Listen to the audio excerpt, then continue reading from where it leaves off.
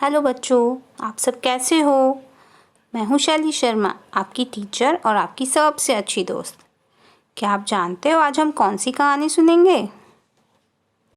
तो बच्चों, आज की कहानी का नाम है मौत का सागर।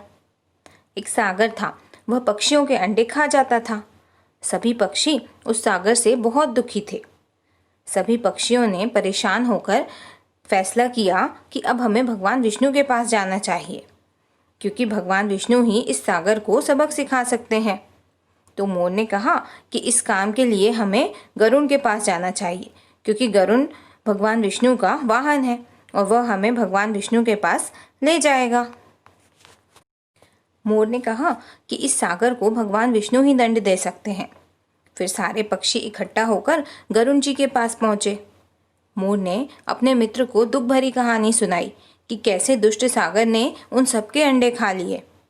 तो गरुड़ जी ने कहा कि इससे तो सागर तट पर रहने वाले पक्षियों में बहुत डर पैदा हो जाएगा। यदि सागर ही ऐसा पाप करेगा तो उसे देखकर और लोग भी खुलकर पाप करेंगे और पूरी धरती पर पाप का आतंक फैल जाएगा। इसके लिए मुझे ही कुछ करना पड़ेगा। तो गरुड़ जी सभी पक्षियों सहित भगवान विष्णु के पास पहुंचे और उस सागर के अत्याचार की पूरी कहानी उनको सुनाई। गरुड़ जी ने कहा, आप तो महाशक्तिशाली हैं। न्याय और अन्याय का फैसला अब आपके ही हाथों में है। आप उस पापी को उसके पाप की ऐसी सजा दीजिए कि वह हमेशा याद रखे और आगे से ऐसा ना कर सके। गरुड़ जी ने कहा कि आप इसी समय उस सागर का पूरा पानी सुखा दीजिए, जिससे वह दोबारा पाप करने की कोशिश ना कर सके। तभी भगवान विष्णु गरुड़ जी की बात सुनकर हंसकर बोले कि गरुड़ जी, आपने बिल्कुल ठीक कहा।